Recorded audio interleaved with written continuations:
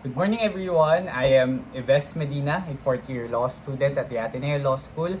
And in this channel, you will see videos about law school, law, and my personal advocacies. And for today, we're going to talk about one of my personal advocacies, which is SOGIE Equality Bill. So if you're interested to know more about the said bill and the Constitution, please continue watching.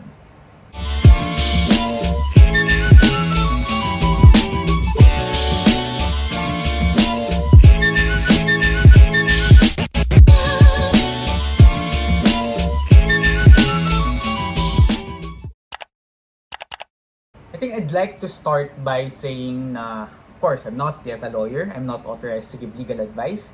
And what I'm going to share with you today will be the things that I have learned in school, in class, especially that I've already taken Constitutional Law 1, 2, I'm taking currently Political Law Review, and also I took an elective in Anti-Discrimination. So, I'm going to share with you my thoughts or what I've learned from these classes. First, we have to define SOGI, which stands for sexual orientation, gender identity, and expression. Sexual orientation pertains to your attraction, parang the person you're attracted to. You can be attracted to your opposite sex, to your same sex, to either sexes, to neither sexes. And then, so that's it. It's about attraction. Gender identity, it's as your sense of self, like how do you identify yourself? Do you see yourself as a man, as a woman, or neither? Because there are people who do not want to subscribe to the idea that we are boxed to a particular gender. And gender expression pertains to how you express yourself. Like, do you want to dye your hair, to cut your hair short, to have it long? So these are gender expression. And everyone has SOGI. So it's SOGI, it's not equal to LGBT. It is applicable to all. And SOGI Equality Bill aims to protect everyone, regardless of SOGI, from discrimination.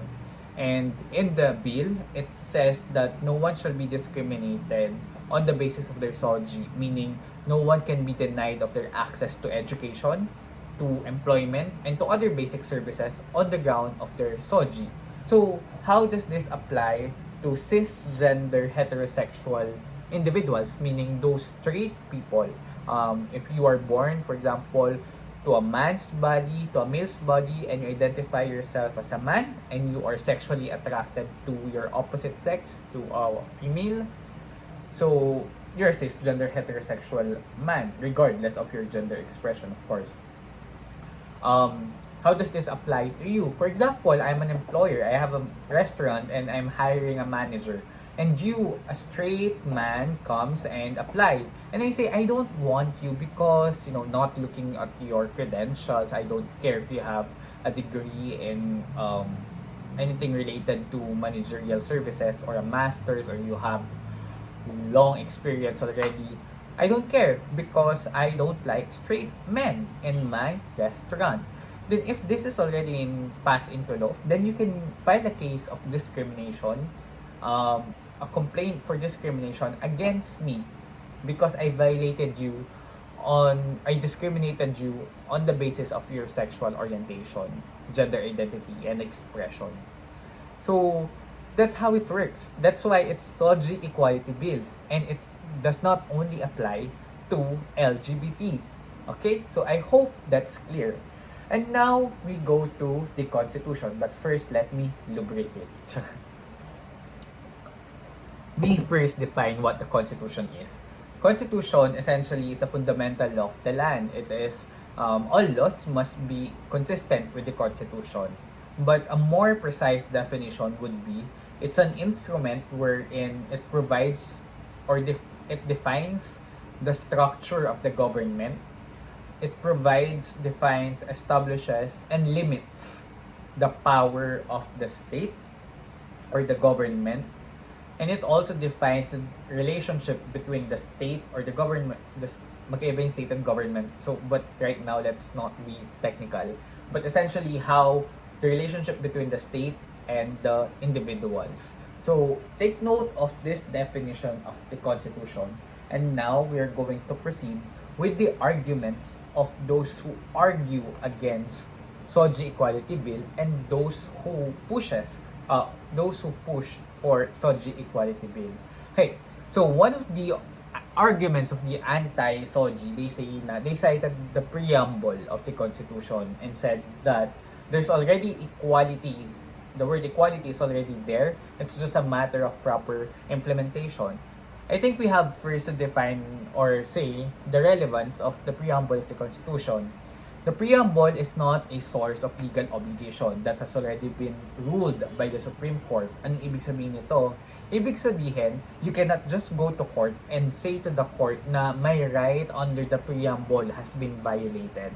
You cannot do that because the preamble is not a source of legal obligation. So anong sense ng preamble sa Constitution? Well, sabi ni Father Bernas, one of the constitutional framers who is also Jesuit, priest, and a lawyer, he said that the preamble is a source of light. That when there's an ambiguity in the reading of the Constitution, kapag nahirapan tayong basahin, parang may conflict yung provisions ng Constitution, o kaya parang may gap yung Constitution, parang ganon. Ang sabi, we can look at and use the lens, use the preamble as a lens to read the provision. And in the preamble, there's equality. So when you read the Constitution, you should have in mind that we are promoting or we should favor equality. That's how it works. And when the person said na it's just a matter of proper implementation, then exactly the need to pass laws that would ensure equality, 'di ba? So mali yung argument na yon. Now, other people those who argue against SOGIE Equality Bill say na, di ba, nasa Bill of Rights na yan, so hindi naman na kailangan. And those who argue for the SOGIE Equality Bill says na hindi self-executory ang Constitution, hindi self-executory yung Bill of Rights. Well, I would say both are not correct. Both are not accurate.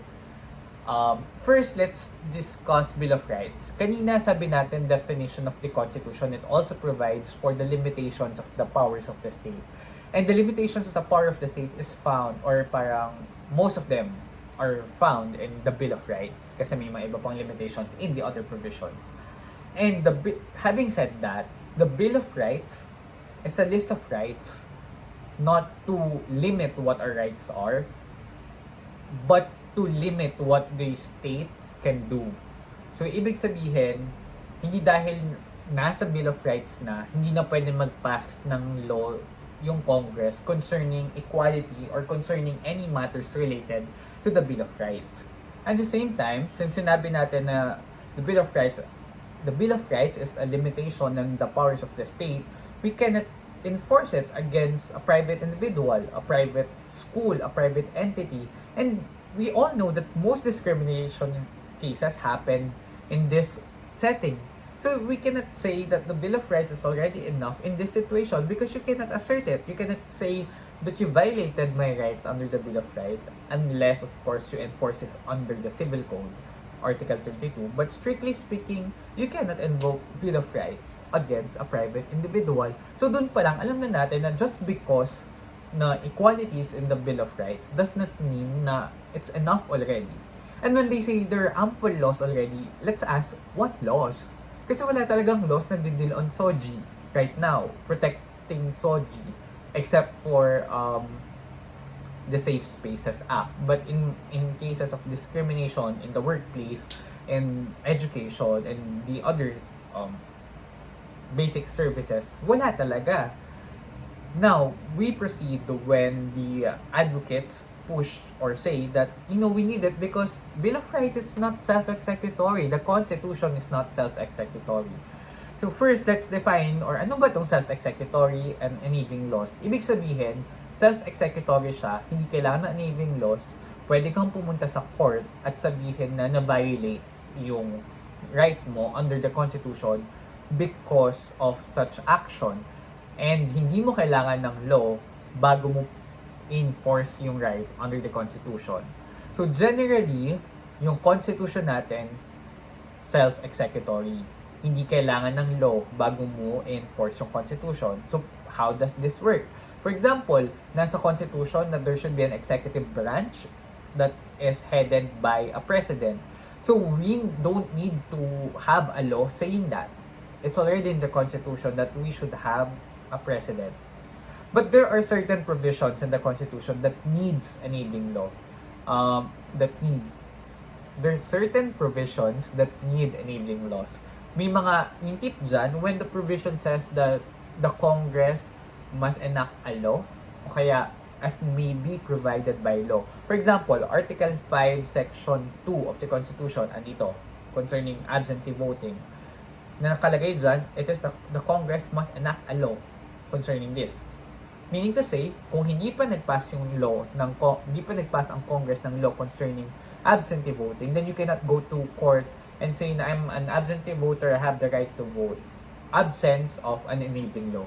So that's how it works when it comes to, or that what is meant when we say self-executory and enabling law. So generally, the Constitution, unless it's expressly provided that there must be a law, it is self-executory. And you don't need a law before you can enforce such provision.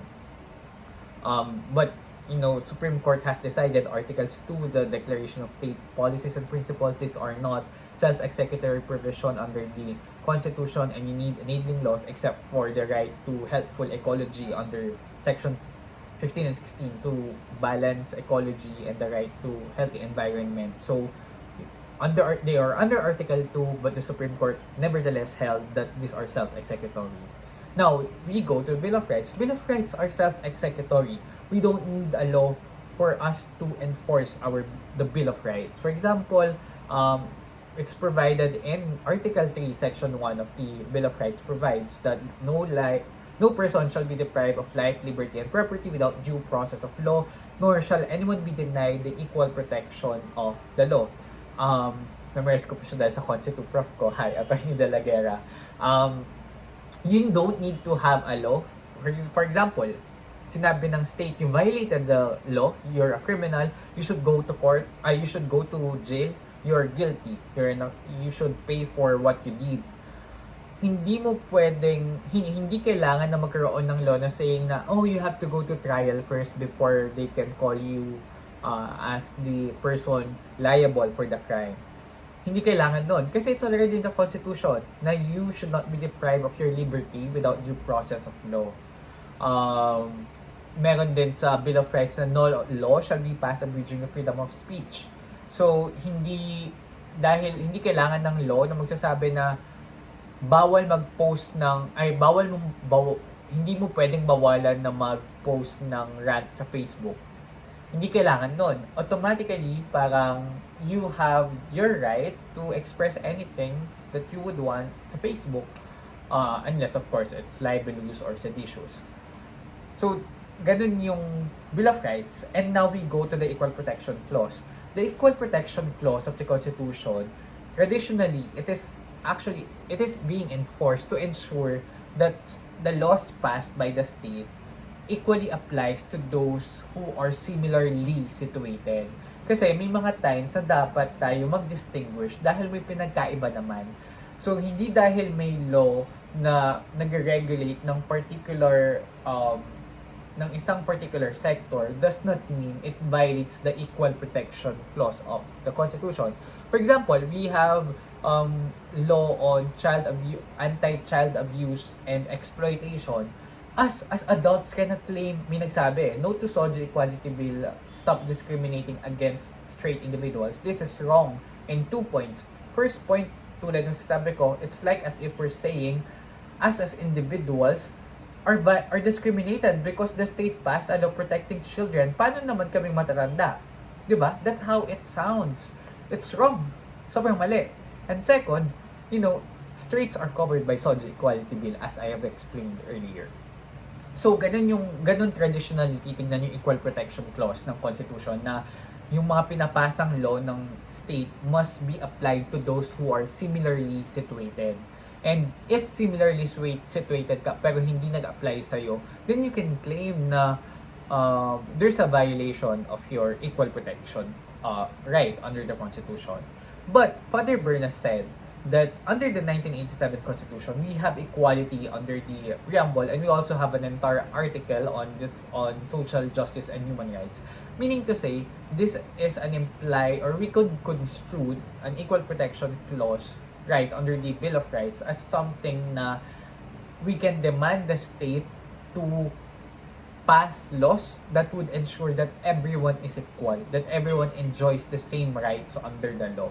And this is where SOGIE Equality Bill would come in, na there's a promise of the Constitution that everyone must be treated equally before the law. And right now, we know that discrimination on the basis of SOGIE is prevalent.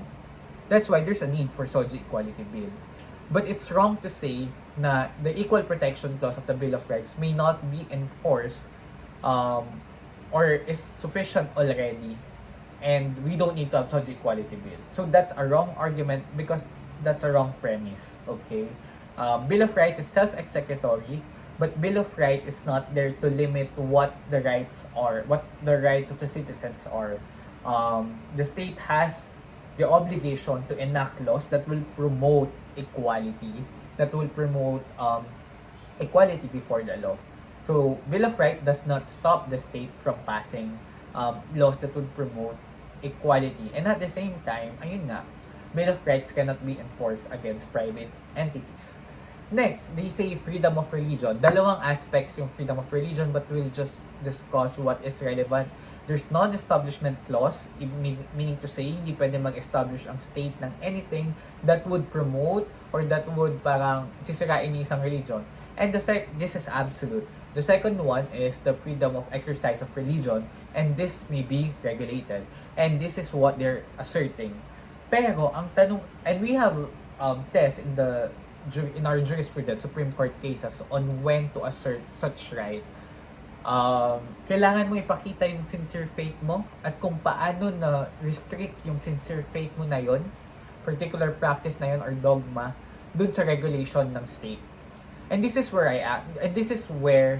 I would like to ask those who invoke such right. Where in your religion, in your scriptures that says yung bakla hindi pwede mag-aral, yung tomboy hindi pwede magtrabaho, hindi pwedeng tanggapin ang transgender sa restaurant na ito. 'Di ba? Asan 'yun? Asan 'yun sa religion nyo? And if that's in your religion, why? Why is that in your religion? Kasi ako, if we're talking about religion, I believe in God, I pray, and I believe that my God will not close His doors to people on the basis of their SOGI. So, yun lang eh. So, hindi ko magets. Like, if you're asserting your freedom of religion, why is your religion promoting hate? Isn't it religion should be promoting love and peace? So, ayun. I hope I was able to clarify some issues regarding SOGI, Equality Bill, and at the same time, the Constitution. I believe that we have to, in pushing for the SOGIE Equality Bill or other causes that will promote equality, we have to ground our basis on proper understanding of the law. And those who have understanding of the law, I hope we don't use this knowledge to belittle or to use it as a moral ascendancy to those who would want to cite the law or those who cite the law constitution wrongly. But let's take this as an opportunity to engage them and try to explain to them what the law actually provides, what our constitution actually provides. And ayun, and ano pa ba? So if there are any things that I said that is inaccurate, please let me know. Pero ang alam ko naman, tama naman yung mga yon. So after this video, I hope we have only one call, and that is pass SOGIE Equality Bill. So if you want to hear more about this, about law school, and personal advocacies of mine, then hit like and subscribe button. And stay safe, and let's continue fighting for equality. Thank you very much. Thank you.